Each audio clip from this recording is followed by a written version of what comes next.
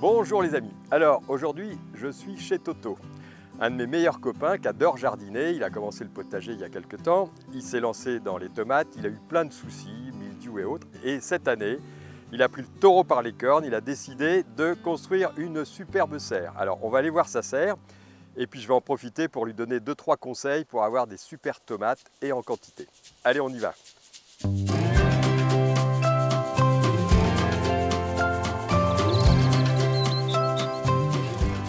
Salut mon Denis. Bonjour Toto. Ça va? Ah bah oui, dis donc. Oh la vache, elle est magnifique ta bah oui, serre. là, c'est-à-dire que l'année dernière, j'ai eu tellement de problèmes avec mes tomates que tu sais, j'avais fait un tunnel d'1,20 m et avec le temps pourri qu'on a eu au mois de juillet, j'ai eu le mildiou dedans et j'ai jamais pu avoir de tomates. L'année d'avant, j'en ai eu 3-4 et quand je suis venu chez toi et que j'ai vu ta serre, j'ai dit alors là, c'est ça qui t'a donné l'idée. bah oui. Quand j'ai vu ta serre, je me suis dit mais c'est ce qu'il faut faire. Et donc avec mon neveu Hugo, on a construit cette serre-là, une serre un peu imposante, mais bon, qui peut le plus, peut le moins, et donc voilà. Du coup, ton objectif de production bah, cette année. autant que toi l'année dernière. Alors, moi, l'année dernière, et comme il y a 2 ans, c'était 20 kg par pied. 3 pieds, 60 kg. Donc là, 7 pieds là. 140 kg, mais tu vas voir, tu vas les faire. On Et va en plus, manger tu auras des tomates. de la tomate et tu auras du raisin. Donc, pour résumer, hein, une serre, c'est vraiment la solution idéale pour avoir des tomates, ça c'est sûr. Il y a 2-3 choses qu'il faut avoir en tête. Pas lésiner sur le volume de la serre, parce que c'est vrai le réflexe de dire bon bah j'ai pas besoin d'une serre énorme, mais en fin de compte, plus il y aura de volume, plus il y aura cette stabilité thermique, ça c'est vachement important. Super bien penser à la ventilation, parce que qui dit ventilation permet de ne pas avoir de condensation, permet aux pollinisateurs de rentrer dans la serre.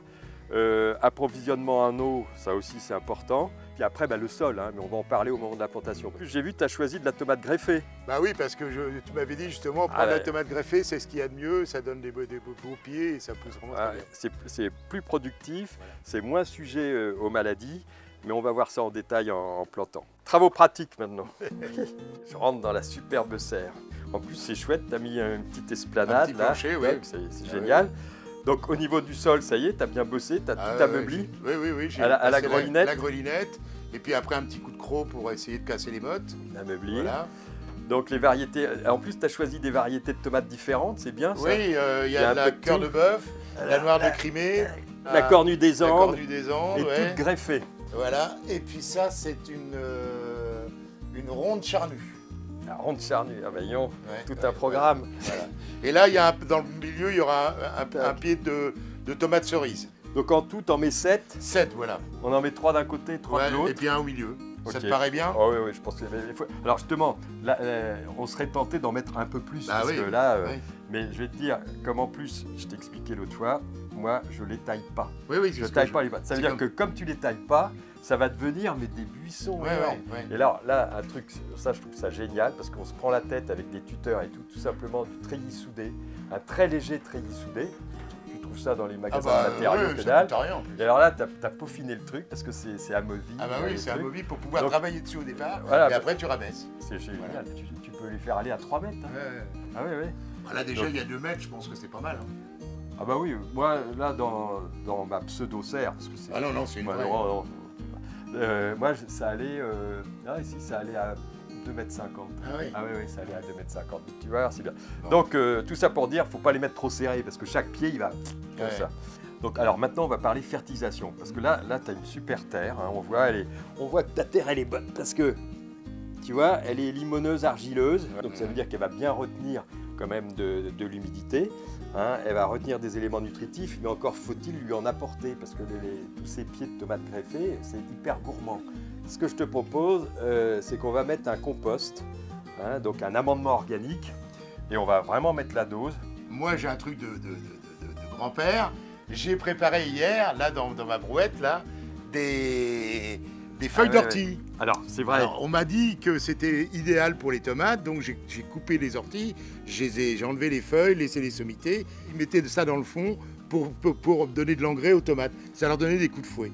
Alors, je sais pas ce que tu en penses. Alors, non, mais c'est vrai, j'ai entendu parler de ce truc-là. L'ortie, c'est plein de vertus, c'est sûr. Et de mettre une poignée d'ortie fraîche dans le pied et tout. moi, mon point de vue là-dessus, je vais te dire. Alors, c'est vrai que l'ortie, c'est riche en éléments nutritifs, mais c'est une richesse relative. Si tu veux, quand tu regardes le pourcentage d'azote, de phosphore et d'éléments qu'il y a dans les orties, c'est proche de zéro. Mais par contre, ça quand même apporte des choses. Voilà. Alors, ce que je te propose, c'est que justement, on va faire le test. Non pas de les mettre dans le trou, les orties, mais de les mettre en couverture sur le sol. On va faire partie droite avec de l'ortie et de la paillette par-dessus, parce que de toute façon, il faut pailler, et partie gauche uniquement du paillis. Et comme ça, on verra.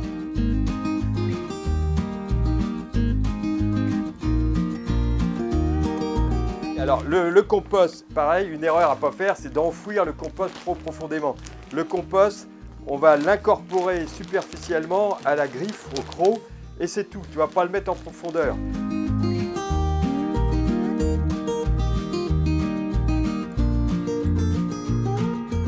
Donc là, impeccable, on a bien incorporé superficiellement le compost. Maintenant, on va planter. Alors, avant de planter, un petit truc aussi. On fait tremper les mottes dans de l'Osyryl. C'est un stimulateur de croissance racinaire qui va booster l'enracinement de tes pieds de tomates. Tu vas gagner vraiment très vite, elles vont s'enraciner grâce à l'Osyryl. Ça, c'est juste à la plantation? Eh bien non, pas que. Principalement à la plantation, mais tu peux en rajouter justement au bout d'1 mois et demi, 2 mois. Ah, c'est ça que tu rajoutes? Avec l'engrais. D'accord, les deux. Déjà dans l'engrais, tu en as, mais pour encore plus les booster, parce que là c'est des tomates de course. C'est des tomates de course, puis toi, tu aimes bien la course. Voilà, alors c'est vachement épais. Hein, c'est un peu, tu vois, gluant, et donc il faudrait qu'on ait un petit bâton. Ouais, je vais trouver ça. Pour agiter. Bon, et donc là, on les trempe.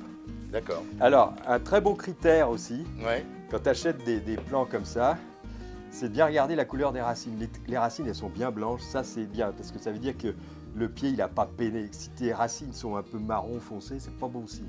Alors, il y a un truc qui est hyper important. Avec les pieds de tomates classiques, la règle veut qu'on les plante en les enterrant vraiment profondément. Tu pourrais, une tomate classique, l'enterrer jusque-là, ça ferait plein de racines, des racines adventices. Et du coup, ce serait que mieux. Sauf que là, si tu fais ça, ça va étouffer complètement ton plan greffé. Il faut bien respecter le fait que le bourrelet de greffe reste toujours au-dessus du sol, comme il est là. Et donc là, je les laisse tremper. Voilà, c'est bon, elles ont l'air d'être bien imbibées. Donc ce que je te propose, c'est qu'on les répartisse pour bien optimiser la place, pour que ce soit bien à équidistance les autres. Parce que si on les plante au fur et à mesure, des fois tu te retrouves à la fin, puis tu te dis, ah bah zut, j'aurais dû mettre ce pied-là un peu plus là, là au milieu là. Là, toc, oui. Bon, après, c'est pas au centimètre près.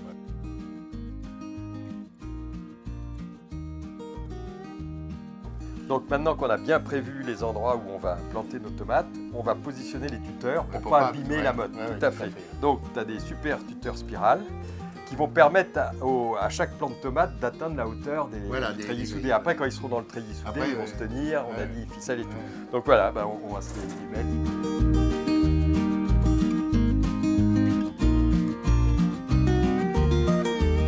Donc maintenant c'est bon, on peut planter, on y va. Alors on fait bien gaffe, donc le bourrelet de greffe, on ne le met pas en dessous du sol.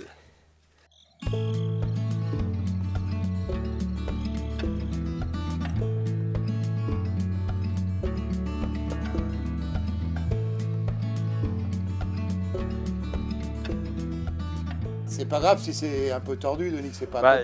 Si tu veux, l'idéal, c'est de la faire aller un peu vers le tuteur, voilà, comme ça. Tu commences juste une petite torsade et toc, ça la guide. Comme ça, elle est guidée. Alors toujours, tu as bien fait ça, super, délicatement, parce que ça casse comme du verre. Donc bon, donc là, nickel, tout est planté. Il nous reste de l'Osyryl. Alors, la solution d'Osyryl, il ne faut surtout pas l'acheter. Toc, toc. Et ça, c'est pas perdu. Et comme arrosage, ça suffit pour l'instant? Alors non, tu as tout à fait raison. On va passer un coup de flotte parce qu'il faut bien arroser partout, au pied, bien sûr au pied. Hein.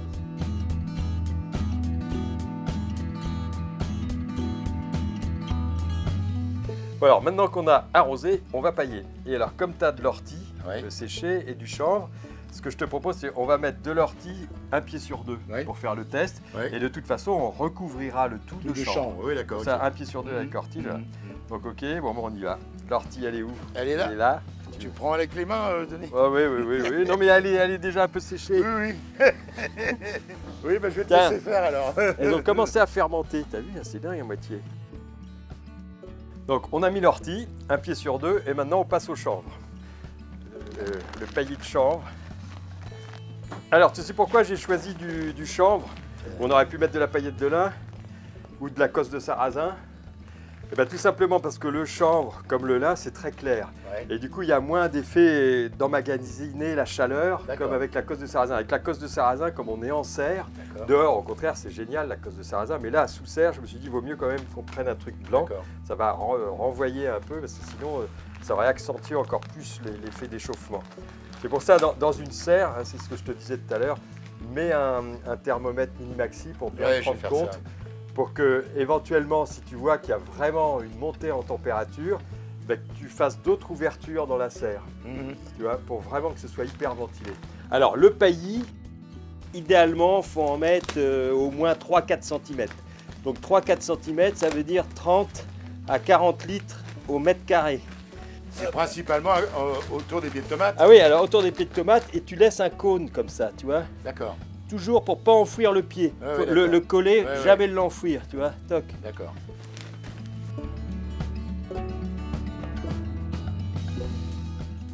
Les orties, tu les laisses à l'air? Ben, plus ou moins. On va faire un truc un peu mixte. D'accord. Tu vois, toujours pareil, pas enfouir le pied. Ah oui.